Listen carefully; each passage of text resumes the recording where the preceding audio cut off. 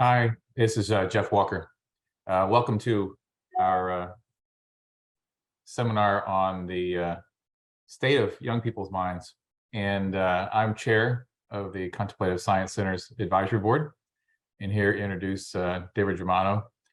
I have graduated, took my degree from the University of Virginia in 1977, and was in the McIntyre School. I've been a practicing meditator for over 50 years, and I started at University of Virginia. So the Contemplative Science Center is dear to my heart, and David and I have been working together for over 10 years, along with a number of other people who are our partners across the university, outside the university, and some amazing alums. There's a real need out there. There's 1 out of 13 kids before the age of 21 that attempt suicide, and 2 out of 13 that have plans to. And it's much, much, much higher than when most of us were at the university.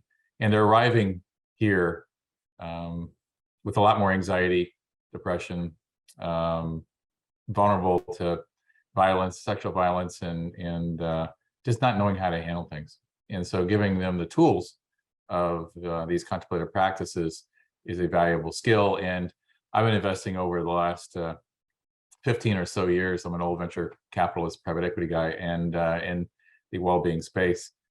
And there's things like Headspace and Happify and Calm, and there's a lot of things that are going through the FDA and have been through the FDA about practice that actually helps people decrease anxiety, depression, and ways for people to connect with each other and peer-to-peer strategies as well. So that's what we at the Contemplative Science Center have been working on for quite a while.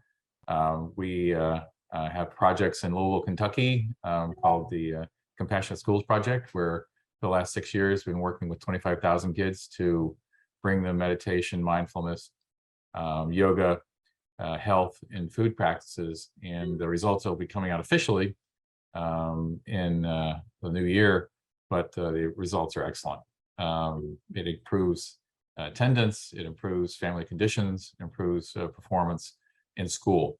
And so bringing these skills to kids K through 12 is something that's really key, we think, to allowing them to succeed in school and in life. And these really are a lot of life practices that they plan and perform for.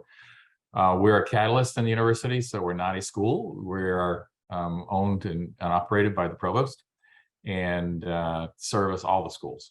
And we have a new building going up that David's going to show you a picture of toward the end of the presentation. That'll be it's in the heart of the university, right next to right next to the education school, and it'll allow people to come practice, participate in research, take classes that we'll be giving in that area as well. So look forward to having you all come see that site when you're on grounds, and give us a call. There's a few people on the call right now that I'm sure will be happy to take your call if you're interested in following up. And find a way, whether it's your school you went to who wants to work on integrating these kind of practices into business, or into your own local schools, or just for your kids and what they're participating in. One of the largest gatherings for new parents is usually David Germano's talk to new parents about what kinds of skills and practices that we can bring to them as they arrive at the university. So David Germano is been at the university for 30 years. He went to the University of Wisconsin-Madison, PhD there. And he is a professor at the Religious Studies Department in the college, focusing on Tibetan and Buddhist studies. But honestly, for the last 10 years, he's been 70 hours a week working on being a catalyst, bringing these ideas to UVA and the outside world as well. He helped start up the Dalai Lama Fellows and run that, the Flourishing Academic Network with 15 universities coming together around these topics. So he is well-versed on exactly what kind of things and tools, practices that we can bring to young students and young kids to learn how to control their own life, emotions, and be more and to flourish. And that's an idea in the term. We used to use well-being, used to use mindfulness and a lot of other things. But flourishing, we think, is a term that David will talk more about, and how to make people not only survive, but flourish in everything they do. So I'm going to hand it over to David. It's been an amazing partner with me over the last 12 years, and I look forward to my continuing partnership with him and the team around him. But I'll leave it up to you now, David, to kick us off and tell us about the work that you've been doing. Well, thank you so much, Jeff, for that kind introduction. And I wish I could repay it in kind, because you've been an amazing mentor to me over the past 11 years, pretty much from the very beginning up until this morning. So thank you. So let me just get this started. So for the next 30 minutes or so, I would like to invite you to contemplate a subject of common interest, namely student suffering and student flourishing. And we will begin with contemplation itself, a process at the heart of the issue. And if there's three terms that you take away, no matter what else you remember about what I say today, it should be, what does he mean by contemplation? What does he mean by flourishing? And what is student flourishing all about as a concept and as a practice? So I want to start with the word contemplation. What do we mean when we talk about contemplation, particularly in higher education?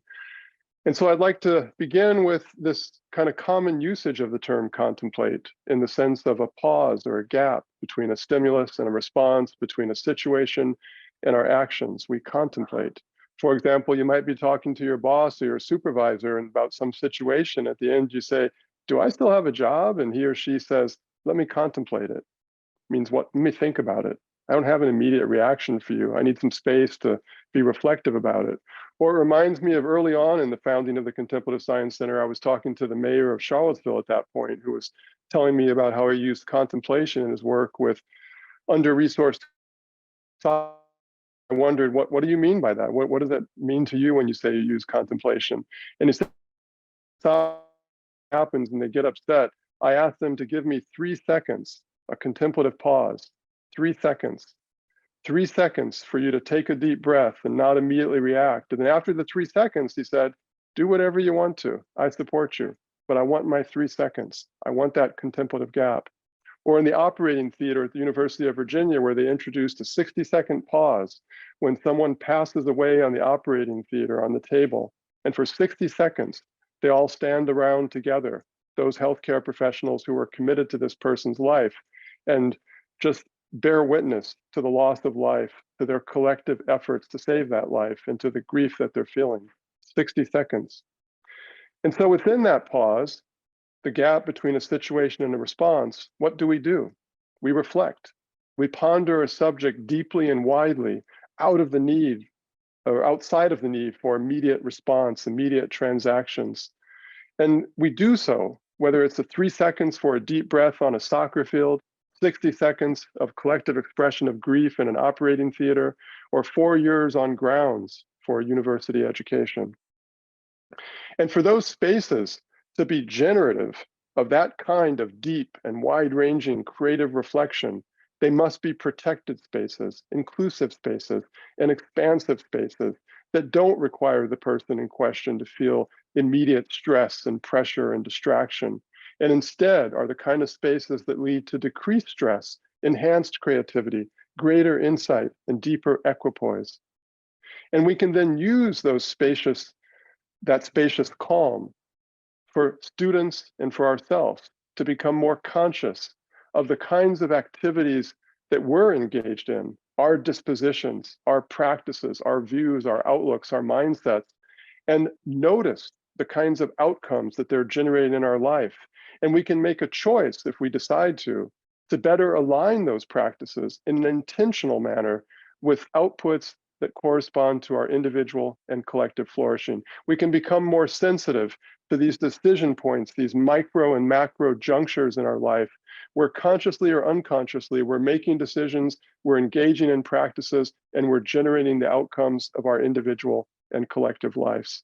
And in particular, in those contemplative spaces, in those intentional spaces, we can begin to work with our attention, with our attentional practices in our mind, in our body, in our emotions, in our relationships. And we can begin to deliberately cultivate the kinds of skills, the kinds of mindsets that we need to realize our deepest potentials and actualize well-being. And so in this sense, we talk about contemplative pedagogy in the classroom, whether it's astronomy or financing or engineering or history or whatever it might be, contemplative pedagogy. The kind of pedagogy, the kind of academic classroom where we invite students to connect their own experiences, their own life with the academic subject matter at hand, where we help students, we foster their acquisition of skills and dispositions of practices that will help them flourish in that class and in their lives outside of that class, to offer highly experiential and deeply reflective environments for fully embodied learning. And thus, contemplation can be plausibly argued to be at the heart of education, whole student, deeply integrated learning education, as William James, the founder of American psychology, said so long ago. The faculty of voluntarily bringing back a wondering attention over and over again is the very root of judgment, character, and will. And education which would improve this faculty would be the education par excellence, attentional restoration in an era of attentional toxicity. And so for today, in the terms of this time together, reflecting upon the possibilities of transformation in higher education, I'd like to think about this as a kind of contemplative pause. We begin by creating the space for reflection and shape that space with an initial intention. And today I'd like to raise the question of flourishing in terms of establishing our intention. And then we can reflect while paying attention to our own experiences, thoughts, and lives. We can reflect on the sources of student suffering in that context. And finally, we can explore how universities can commit to actions that embody these reflections within the fabric of their institutional lives towards enabling ever greater student flourishing. So with that in mind, let's explore our intentions. And I'd like to start with a proposition, a fact, and a question. The proposition to consider is our intention, that we believe every student has the capacity and right to flourish as individuals, as parts of communities, and as parts of the more than human world. And the fact for us to reflect upon is that students are not flourishing, they are suffering. And the trajectory of the deterioration of their well-being is rapidly escalating, according to all research that we have. And finally, the question and the experiment for our commitment is, how can we, in our universities, make student flourishing our foundation, our path, and our result? Our vision can't just be how do we mitigate their suffering, but instead we need to proactively embrace flourishing as the ultimate goal and simultaneously the necessary foundation of our educational institutions in order to create the pathways for students to realize flourishing. But in order to do so, we have to understand flourishing. What is it? How have people understood it over recent decades in research? How do we model it? How do we measure it? There are long debates about how to model well-being or flourishing. There's medicine's objective approach, which focuses on health span, lifespan, longevity. There's the subjective approach of positive psychology that focuses on our personal experience and optimal mental functioning. And then there's what some people call a philosophical or contemplative approach, involving deeper meanings, spirituality, self-transcendence, awe. And sometimes people contrast hedonic approaches, which means positive affect and pleasurable sensation, with eudaimonic approaches, which involve rich senses of meaning and purpose. And I would argue that the language of flourishing is preferable to well-being in higher education, because well-being can often seem static, like a homeostasis, an equilibrium, rather than a dynamic process of constant, resilient navigation of change. Flourishing can suggest a more comprehensive scope that extends into every part of our life: academics, jobs, relationships, body, insight, purpose. Whereas people will say, I don't have time to be well, I'm just so busy. And so we silo well-being into student affairs and HR departments. But if you're too busy to flourish, then you're too busy for your life. And also, well-being can focus too much on the individual, while flourishing suggests the individual in community and the more than human ecologies in which we are so deeply embedded. And so to establish our intention as the embrace of flourishing, as the North Star of education, I'd like to just entertain the briefest of reflections for all of us at the personal level. I can only give you 5 seconds per reflection, but there you go. So my first of the 5 questions is, when do you feel most alive? When is your flourishing most activated? What are those moments? In what context of your life? Consider what they are. And then consider, in those moments, how would you describe the nature of your experience and your capacities in that moment? What does it mean to flourish for you in terms of the qualitative experience of flourishing? Awe, resiliency, compassion, insight, what is it?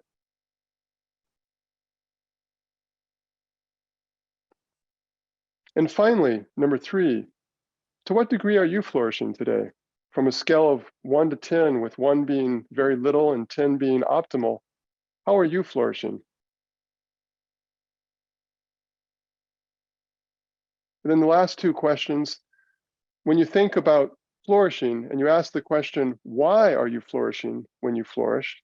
What are the personal practices that lead you to flourishing? Things that you have control over, things that work with your own plasticity, your own potential, things that you can do or not do. What are those practices?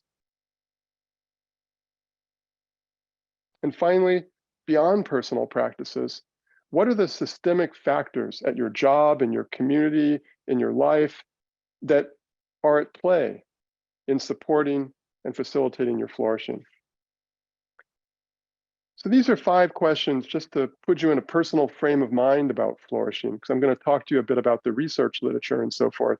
But flourishing is also a profoundly individual, profoundly communal kind of set of considerations. And so I'd like to invite us to share a joint intention, to envision a different future, one in which we could be different, our universities could be different, and our young people could be different. If flourishing was the foundation, path, and goal of education from pre-K to graduate school and everything in between, let's put aside all the evidence that this might not be possible, all the reasons to say, no, it's not going to change, and instead embrace the intention to envision a future that embraces equitable flourishing across individuals, communities, and ecologies. So with that in mind, with those personal reflections in mind, the second term I asked you to talk about or think about, contemplation, and now flourishing. So what is flourishing? I'm going to give you a kind of high-level look at some of the ways people have talked about flourishing over time in the last couple of decades in research. So we're going to start with a famous sociologist, Corey Keyes, who came up with a 2 continua model of mental well-being, but we could extend this to physical well-being, social well-being, et cetera. The first continua is from the presence to the absence of disease. We can have a disease, mental, physical, social. We cannot have a disease. That's one continua. The second continua is from languishing to flourishing.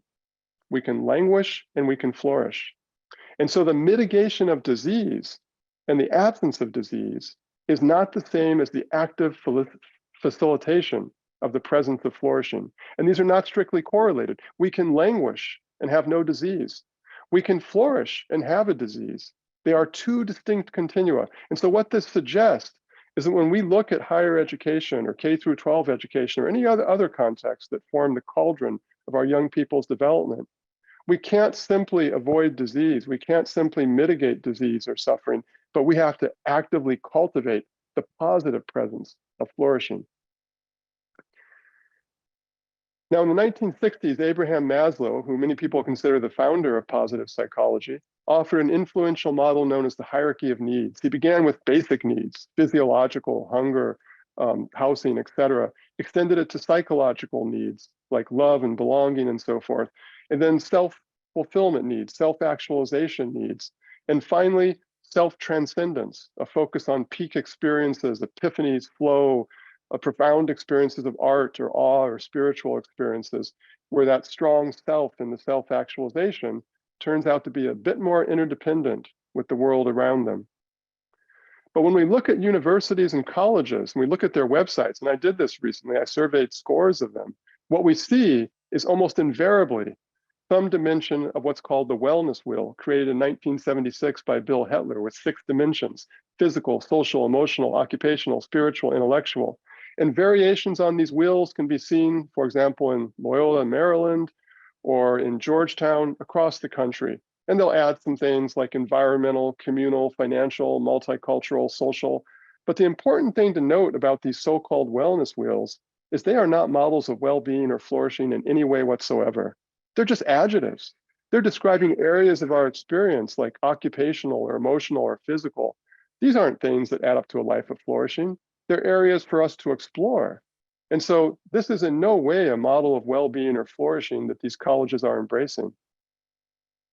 Now, probably the most influential models of flourishing recently have been positive psychology.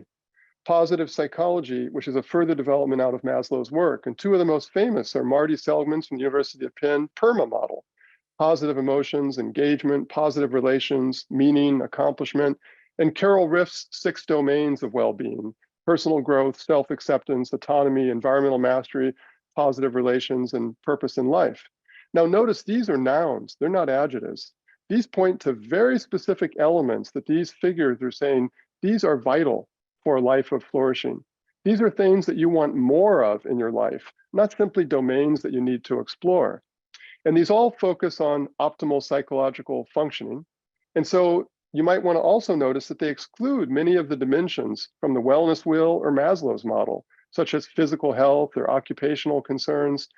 And when you talk to positive psychologists, they'll typically justify this by saying, oh, those things are not intrinsic goals that you pursue for their own sake. They're things that are just expedient means to an end. And they'll also say that optimal psychological functioning predicts positive outcomes in these other areas, or that areas like security and equity, these are not things that can be addressed through individual choice and changes in personal practice. And for those reasons, people have often criticized these models, as valuable as they are, because they focus too much on the individual and individual psychological functioning, rather than looking at holistically at people in context. And then one last model I'd like you to point to, is a model called the Healthy Minds Framework, created by the Center for Healthy Minds, University of Wisconsin, by Richard Davidson, a famous neuroscientist.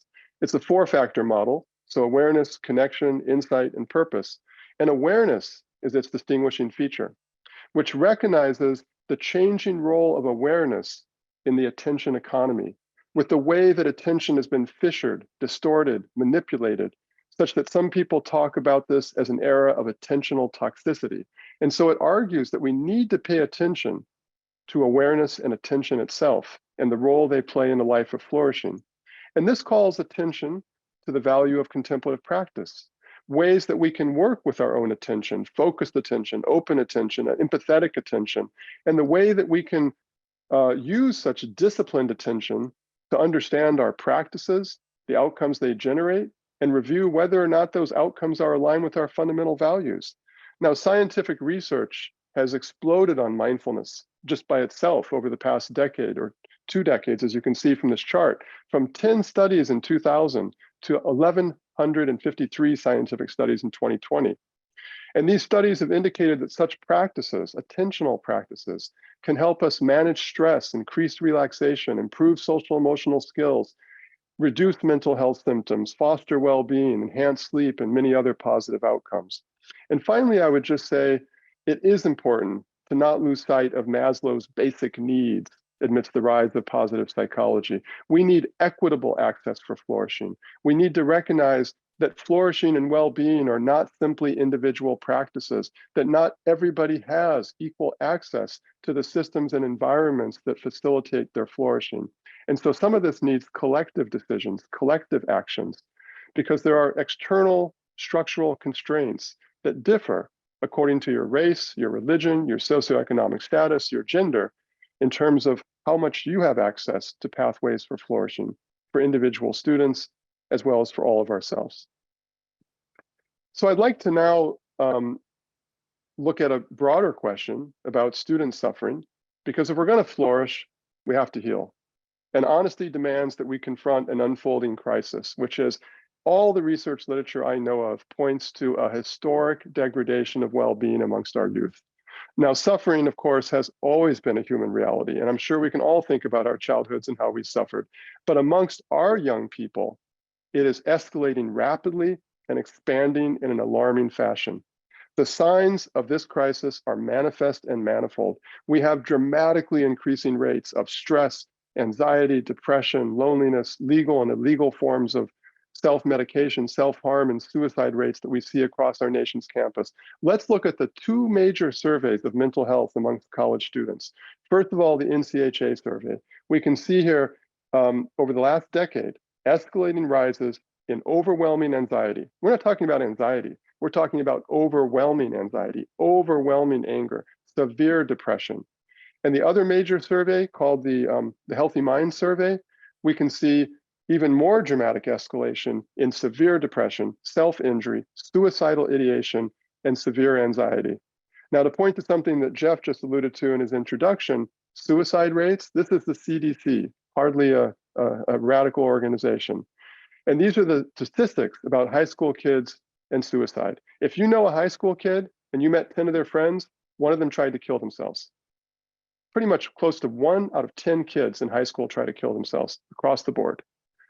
If you're lesbian, gay, bisexual, trans, 1 out of 4 try to kill themselves. The low risk group, heterosexual adolescents, 6.9% will try to kill themselves during their high school years. Suicide, second leading cause of death amongst college-age students. So what I want to ask today, just for another little short reflective question, is what are the drivers of student suffering? Why? Why is this happening? Rather than these generations just being self-indulgent, brittle, et cetera, I would argue that there are specific historical factors that are driving this degradation of well-being and expanding suffering. Young people are facing new and real problems. The situation is not the situation we faced. These generations are under new pressures we did not face. We did not navigate successfully what they are facing. And so we need to understand the causes if we're going to design the solutions. So what are the drivers of suffering? Consider your own experience with young people, your own children, the children of friends, young people that you work with, people you've read about or watched in shows. What have you observed? Why is their well-being imploding? What is driving this suffering? What has changed fundamentally about the world? And so I'm going to offer a few reflections of my own.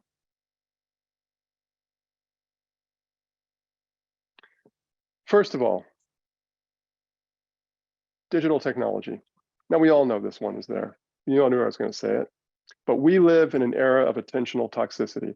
Smartphones drive distraction, undermine focused attention. Social media expands bullying, creates systematic insecurity by these impossible comparisons and judgmental comparisons that kids are being exposed to. And then there's surveillance capitalism, a term that people have coined to talk about the phenomena of powerful companies that are reaching into our kids' most intimate spaces, their own awareness, their own attentional practices. And why are they doing so? They're doing so to commodify them. They're doing so to manipulate their attention, manipulate their behavior, to make it more predictable and tractable for market needs because it's their core business model. And they do not have the well-being of our young at the center of their concerns. This is not an even fight. The awareness of children is under attack.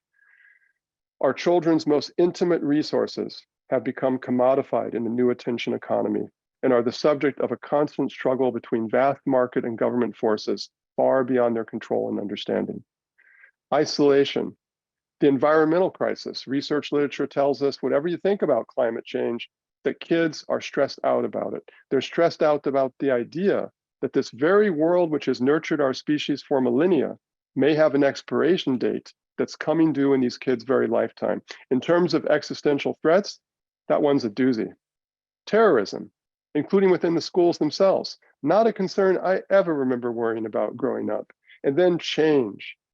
Change has fundamentally changed, more rapid in speed, more complex in character, more pervasive in scope across every sector of our experience in society. And the change is continuing to change in exponentially escalating fashion. Young people are dealing with change in ways no one did previously. Careers, technology, culture, economics, environment. And this generation is also facing remarkable existential threats: the collapse of our environment, the end of stable careers, rampant terrorism, automated weapons of mass destruction, artificial intelligence displacing us at the top of the food chain. And the culminating result of all of this is that the long stretching quiet of childhood that could be contemplative, reflective, if sometimes boring, it's gone. And it's replaced by external noise that's mediated by technological devices that is constant, divisive, powerful, judgmental, and manipulative. And so what we see in young people is overwhelming levels of new stress, a sense that the challenges in front of them outstrip the resources they have to draw for resilient navigation, and it's not even close. And that culminates in toxic stress, repeated stress, which is what's manifesting in anxiety, depression, self-harm, and suicide. And so that's our challenge in society, but also in higher education. How do we help these kids navigate change? How do we help these kids manage and explore their own awareness and attention amidst all these pressures, work with that intense suffering, and yet still be able to find flourishing? And so we find ourselves in this final contemplative pause, the entertainment of commitment with an imperative. What can we do as institutions of higher education to effect specific transformations that could facilitate greater student flourishing? And how can we do so in a way that can be scaled and sustained into the future? So we're returning back to universities against this background of reflection on flourishing and its causes and suffering and its causes. How do we transform institutions so they're organized around student flourishing as their central priority in all the programs and structures that constitute higher education? Research, residential life, advising, application process, financial aid, staff and faculty well-being, student data, digital literacy, etc. How do you transform a university? So I'm going to suggest that the broadest level, there are three core elements. The first one is bridge academics and student affairs. Academics is your subject matter, your courses, your department, your school. Everything else is student affairs. How do we bridge the gap between those two? How do we create an integrated model of education where students are in both of those contexts, learning about shared pedagogies of flourishing, getting mentorship, advising, modeling, having working partnerships in residential life and so forth, and in particular for teaching and learning? How do we bring pedagogies of flourishing in the curricular, the co-curricular, the extracurricular activities, pedagogies that are deeply reflective, highly experiential, integrated with life, supportive of developing the skills and outlooks that will enable people to flourish, embracing peer-to-peer learning and so forth? And finally, how do we transform the university as a whole in research, in built environment, and changing the systems and culture towards one that prioritizes student flourishing? And so we end with a different kind of intention, an intention not about the collective intention to reflect, but a collective intention for action. We need to change. Whatever you thought about higher education 30 years ago, look at those numbers about student anxiety, suffering, suicide, and so forth. We need to meet that need, and we're not going to meet that need with the status quo. Contemplative education. So a few examples of what this might mean. Learning knowledge. It's our bread and butter work. Let's expose students to new theories, frameworks, and vocabularies across the disciplines to better understand what's going on with themselves, with the world, what's going on with their attention, how to rectify these kinds of issues. But also beyond simply learning knowledge, we need to help them develop the skills, the dispositions, the habits. We need to do this in academic classes, whatever the subject matter. We need to do it in co-curricular programs and extracurricular activities in residential halls and so forth. What are the skills, mindsets, attitudes, and habits that are going to migrate to all parts of your life? They'll help you succeed better in class. They'll help you succeed better with your relationships. They'll help you succeed better with your physical life management and with your chosen vocation. Things like pattern recognition, bias reduction, empathy, focused attention, sensitivity to unintended consequences. We need to integrate the three circles of curricular, co-curricular, and extracurricular so that these are all combined together, connected together, cross-referencing. And we need to also embrace extraordinary experiences. Now, they may seem a little implausible. What's that all about? The rest of the stuff seems like bread and butter kind of work. But think about it. Think about your own life, the times when you've had extraordinary experiences in nature, with people, with art, or with music, or with other kinds of intensive environments, where suddenly your whole life, you kind of got out of the box you were into and you saw it from a different perspective. Extraordinary experiences, they happen in higher education. How can we make them more common and harness them toward this greater good? Engaging community, the most important predictor of well-being by far is whether you have a trusted network of others, whether you feel you belong and are included. So how do we foster that in a university environment? Mentorship and coaching. A lot of studies show the importance of even small dose, deep, immersive environments with a trusted adult, whether it's a faculty member or staff, mentorship and coaching. And finally, cultivating contemplative attentional practices, these practices of body, mind, attention, and so forth that help students understand, how do I take stock of my life? How do I correlate my practices with the outcomes I want? How do I realize my deepest potentials? And how do I maintain resilient attention in an area of attentional toxicity? So I'm almost on 30 minutes now, and I promised I'd be done before 35. So I'm going to go a little bit faster through these last few slides so I can end with our building, and I'll just drop off a couple of things. So modeling and measuring flourishing, just one small aspect of what a university could do to say student flourishing is the core of what we do. Let's not do this. This is what every university in the country does. Here's Notre Dame, Marymount, Villanova, not picking on them. It's true of all of us. We just have these wellness wheels, which are not models of well-being. And when you click on them, they just go somewhere. Click on physical, you will always go to intramural recreational sports. Click on emotional, you will always go to counseling and psychological services. That's just what these websites do. They're just like a little model that gives you access to the resources we offer. We don't even do the second step, which is basically map the models to evidence-based campus interventions to tell you, here's exactly the science or the humanities or the cultural wisdom behind why you would do this physical activity or this activity for financial well-being or whatever it might be, and so forth. And certainly we don't do this, which is use real models of well-being. So here I show you two of them, Stanford's Wellness for Life, 10 Factors, Harvard Vanderwill's model. The important thing to note is Stanford doesn't use that model. Harvard doesn't use that model. Marty Seligman's PERMA model, University of Penn doesn't use those models. We create these models. We don't consume them. We don't make them the basis for how we understand our student body. We don't use their associated measures to actually measure our students and gather data about them, and every year figure out, is their flourishing increasing or not?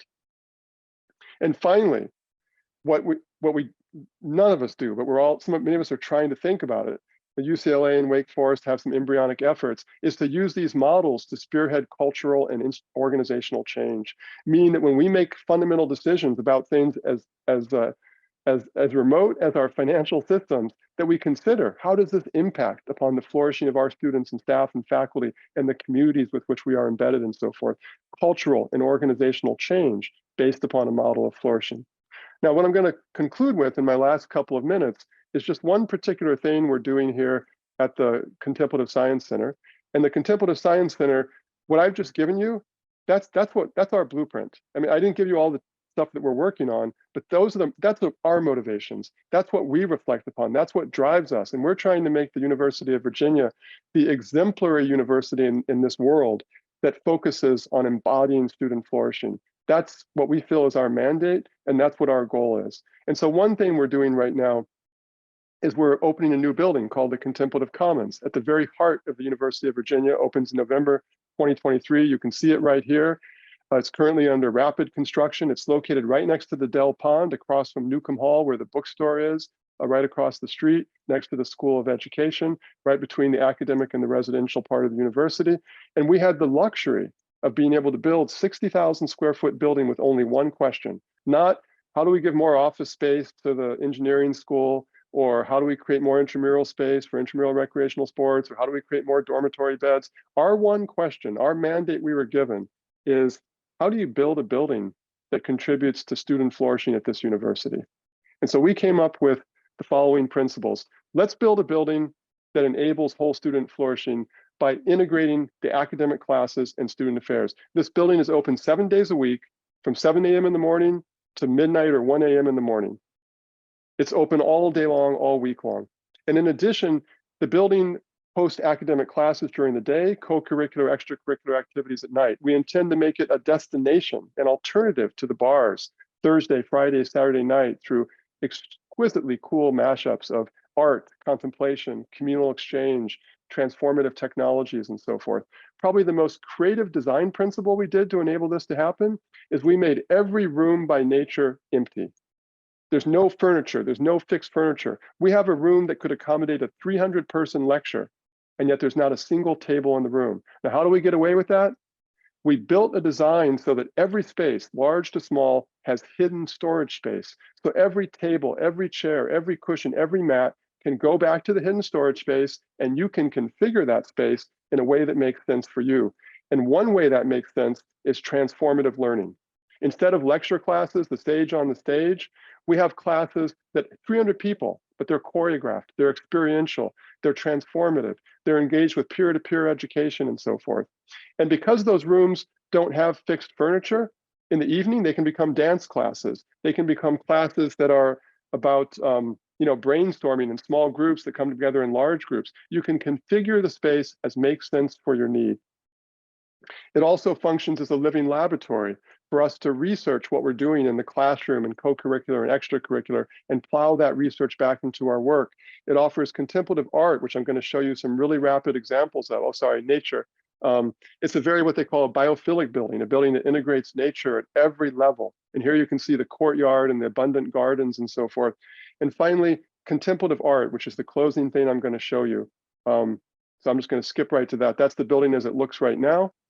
And I'm just going to skip this part. This is just about research on awe and wonder and the neuroscientific study of aesthetics and why art and artistic experience is so important for us in terms of our well-being and flourishing, and why we've taken the integration of art into the building in our programs as so important. And transformational technologies is the use of technologies in a way that helps facilitate the expansion of self-awareness and the connection between others. This is a friend of mine out in, you'd guess, California, but from MIT, who's done some work with this that we're taking advantage of in terms of the class. And so thinking about contemplation in that context as artistic practices. And so this is something called the conservatory. On the bottom part, you see a immersive sonic room where you have speakers located throughout the room so you can choreograph the movement of sound. And we're working with environmental scientists, musicians, and environmental humanists to basically, I'm going to play this for you, hopefully it'll play. That was their initial experiment. They went out to the Chesapeake Bay, where we have National Science Foundation funded activity for many years. And they put high fidelity acoustic equipment inside the oysters of the bay and then replicated that sonic environment of the oysters for the scientists right there on location using these immersive headphones. And it was transformative that suddenly these quiet oysters were transporting them into the sonic life of their reality. So the bigger project with the conservatory is to use this distributed sound system to recreate environmental processes and life forms as a basis for us to have different kinds of conversations amongst various stakeholders in classes and outside of classes. Another artistic aspect of the room is these towers of light on the 3rd floor that go up on either side of the building up to the 4th floor, where we're looking at embedding, what you see here in the middle part is a project of connecting it to sensors that are embedded in trees in the valley, so that you can actually put your forehead against the wall and feel a vibrational pattern that reflects the movement of water happening at that moment through these trees. Or this is something by a major artist named Wolfgang Buttress. It's an inner chapel, an inner room in the building that faces across the courtyard into the Dell Pond. And what he's doing is he's creating 3-dimensional laser etched glass blocks around the room, and he's putting images of the aquatic life in that pond into those laser etched glass blocks. And then sensors in the water in real time are being fed into the room, and a set of algorithmic processes is converting them to a series of sound and lightscapes. So the room becomes an opportunity to meditate upon the nature of water and its changing nature. Water in the environment, water in the air that we breathe, water in the bodies that we carry into it.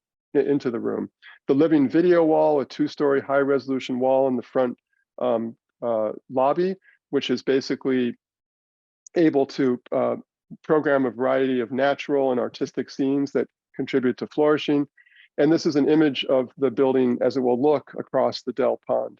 So I'm going to stop there because we've already gone over, but I hope this gives you some sense of what those of us in higher education are talking about when we say student flourishing. So remember my third and final term to remember, just student flourishing, contemplation, flourishing, and student flourishing. So thank you so much. Thanks, David. It was great. One of the questions that came in was about can high schoolers participate in research and programs at the center? And maybe you can broaden that out a little bit to the K through 12 kind of progress that we've made. Yeah, that's a great question. So, so two things. One is that with the opening of the building, we're going to have dramatic increase in responsibility and also capacity to engage with the local community within Charlottesville itself, and particularly underserved segments of that population. And so we take that responsibility really seriously. We've made a decision to prioritize kids, namely from the age of 5 to 17. And so this is on the background of the Compassionate Schools project that we launched in Louisville, Kentucky, which is one of the largest programs ever done in social emotional learning in the country, with attentional practices embedded. And we've brought that program to the Charlottesville community with the School of Medicine to engage in a really large scale, hopefully, research project about looking at the true cost of the decisions we make in elementary school education. We're also looking at other collaborations with the medical school that I could talk about later. But in addition to that, as the building opens, we're working with the University of Virginia's Equity Center that is focused on how to make more equitable relationships between the university and our surrounding community members that essentially support their work in middle schools and high schools and bring kids into the building to offer them programs and opportunities for well-being and flourishing that we help support and so forth. And this would particularly be in evenings and in weekends. So that's a really essential part of our prioritization that we have a background of in elementary schools, and we're now beginning to expand that to the older students in combination with other partners, the medical school, the Equity Center, and so forth, as the building opens and gives us new affordances. Yeah, the younger you get them, the better they will be. Another question, they just want to know how we can find more information about the center and get in touch with the center. Maybe Katie, you can just put your contact info into the chat there as well. Yeah, Katie's email is really simple. It's kayti@virginia.edu, and she can help you connect to me or connect to anybody else in the center or get more information. We would love to hear from you. And David, you've been involved also in international activities, and one of the questions is, what about the rest of the world? Or how about young people here in the States, and how do they compare to the needs of those around the world? So two things. The two slides I skipped at the end were about our international and national efforts. So internationally, over the past 3 years, I co-founded together with Stanford University and a nonprofit called the Wellbeing Project, a network of universities and colleges around the world in Latin America, North America, Europe, Africa, Asia, et cetera, that focus on social innovation and social change. Some of these are business schools, some are leadership schools, some are education schools, some are art schools. They're all across the spectrum.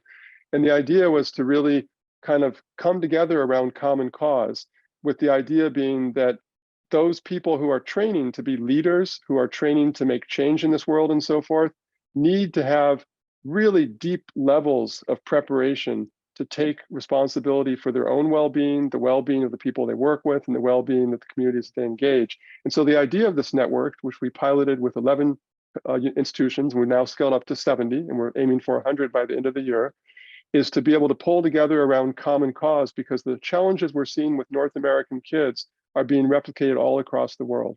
Now, obviously, they're not being replicated. They're being, the same kinds of things are happening. Of course, they're somewhat different in different places, but the trajectory is pretty much shared across places. So we're trying to figure out ways that we can combine together, work together on research, implementation, collaborate together on partnerships, and so forth. I'm not sure that answered the question directly, but it's called the WISE Yeah, network. It you stands did. for Yep. Well-being and Innovation in Social Change Education. We also have a national network that we co-founded at the University of Virginia for major research universities in North America. And that is now a little bit behind the WISE network. We're having our first face-to-face meeting in December, but that's called the Flourishing Academic Network. And it includes like peer institutions like UCLA, Stanford, Duke, Johns Hopkins, Georgetown, Wisconsin, Penn State, Colorado, and so forth. And we're really excited about that because these problems are at a scale that we cannot solve at the University of Virginia. It requires joint collective synergy and action. And so that's why we have focused on building these networks. So David, this is a lot more complex than the old days when people thought, oh, you'll just have a meditation center or do a lot of yoga and you'll be fine. You know, it really has to do with listening skills and managing your ego and working with peers and understanding when to reach out and really understand how to breathe and manage your emotions in a more constructive way. How are you bringing those skills to the different schools around the university? What kind of programs or opportunities do you think there are ahead of us? So, I feel in some ways we spent the last 10 years in kind of incubation. We started off as a very small little center, and then we've gradually grown, and of course, 3 years in the pandemic and so forth. And so over those 10 years, that decade, we have worked in a broad variety of sectors. We've taught classes, we've supported faculty in redesigning their classes, we've worked with various agencies in the student affairs and residential programs and Greek life, fraternities and sororities. Extracurricular work, research projects. We've been kind of all over the map. We've worked with each one of the schools in one way or the other, the School of Education, the School of Leadership, the College of Arts and Sciences, engineering, and so forth. And so now as we look forward to the next 10 years, where we feel the need to radically scale up our activities because the scale of the problem is so extensive, and we have this lovely, powerful building that we can leverage as a resource, the kinds of things that we're doing or we're looking at doing against the background of what we have done over the past 10 years. One is to support academic innovation in classes. So we direct teach, we co-teach, we help people design. We offer, I think, one of the most optimal environments in North America for experiential education, the Contemplative Commons. We're working with our networks around the world to document how you engage in classroom innovation in engineering and in astronomy and history, et cetera, large lecture classes. How do you dismantle those and recreate them as experiential environments of learning? And we're building a learning repository with our networks around the world where we can share modular content and pedagogical approaches and so forth. So that's an example in the academic space. And then just really briefly, co-curricular space. We've piloted with athletics over the last couple of years, a program in the kind of citizen leadership by students with student athletes, and we extended that to international students. And we're looking to extend that across the student body to basically offer a kind of academic course that gives kids the emotional and social skills they need to be leaders, but then also has a co-curricular program that encourages and supports them to be leaders in this community here on grounds, to pursue innovation within their constituencies towards greater student flourishing and so forth. And then on the extracurricular side, I think I mentioned, as the building opens, we're hoping and we're planning to really create this innovative mashup of people who are experimenting with technology, people on the frontiers of art and music, people in the humanities, people in contemplative work, and make the Contemplative Commons a really exciting environment on Thursday nights, Friday nights, and Saturday nights. It's never going to replace the bars and the big parties, but to give kids another alternative that they can hopefully persistently come to and begin to become a really characteristic part of the University of Virginia. So that's just a kind of little picture of some of the things that we're focused on right now. And maybe our last question comes from a high school principal, actually, and they've been using mindfulness and institute other things to promote wellness, but now they really need to take it to the next level and flourishing. Anything you have to suggest? Yeah, I mean, I really think, for me, I'm a higher education person, but I have been involved with this elementary school work, not just the work we did at CSC, but in other parts of the world. I've had a lot to do with elementary schools and and other K through 12 educational systems, not as a specialist, but as someone supporting and others. And I think one of the things that has really struck me over all these years, 30 years now of doing this work, is the continuity across all of these, even though, of course, developmentally, kids in fifth grade or kids in high school are, everybody's very different. So you have to make developmentally appropriate solutions. And yet the same kind of issues come in. We need to support teachers. We need to support administrators. Teachers and administrators need to be part of the change. We can't just focus on student curriculum and so forth. That's a key part of it. A second key part of it is we do need curriculum and curricular approaches that are helping our kids, like I said, not just learn the concepts, but also going through the process that's going to enable them to acquire those skills and dispositions and mindsets. And we need a cultural change. We need to somehow, like at the front and center of our messaging, be talking about flourishing and messaging it in a way that latches on to people. I'll also say that some friends of ours, oh gosh, I'm just spacing, Jeff, the high school curriculum people, Patrick. Project Wayfinder? Project Wayfinder, yes. Project Wayfinder, some colleagues of ours that came out of Stanford have some wonderful high school curriculums that are focused on the research literature on the importance of purpose and flourishing. And that's something I would definitely suggest as a high school principal, kind of looking into. Project Wayfinder, if you search it on the web, you'll find it. And I must say, like my own background, my father was an elementary school principal. My mother was a high school English teacher. And so that was the kind of environment in which I grew up. And so I've had some really huge impacts on me growing up. I think the kinds of situations I experienced through my father and through my mother. And so my entire professional life, even though I am actually a professor who has his own academic subject matter, I've always been most compelled, I think, by my experiences with kids in K through 12 environments. And so what I do in higher education, in some ways I see it as an extrapolation of what we're doing in K through 12 education. Namely, these kids don't magically become distant adults when they become freshmen or first years in a university. They're the same social, emotional, creatures that they were as a 5-year-old, a 6-year-old, and a 7-year-old. And we have to take all of these things to mind when we're helping create the environments that help them flourish. So I derive a lot of insight from thinking about K through 12 work and their challenges and their solutions in our own context of higher education. Well, thank you, David. It's been great. And, it's impressive in my mind when somebody who can be a professor studying an area and actually take those skills and apply them to the real world to lower suffering and enhance joy and making people flourish. So thank you for all you're doing. And thank you for hanging out with us today. And again, anybody else that wants to follow up, we're here at CSC. Go to our website, sign up for the newsletter, as well as just reach out, and we'll be happy to talk and answer more questions. Thank you, David. Thank you, everybody. Yeah. Thanks, everybody. And thank you, Jeff, for everything you do. And click on the symbol here, and you can find out more about us via your phone.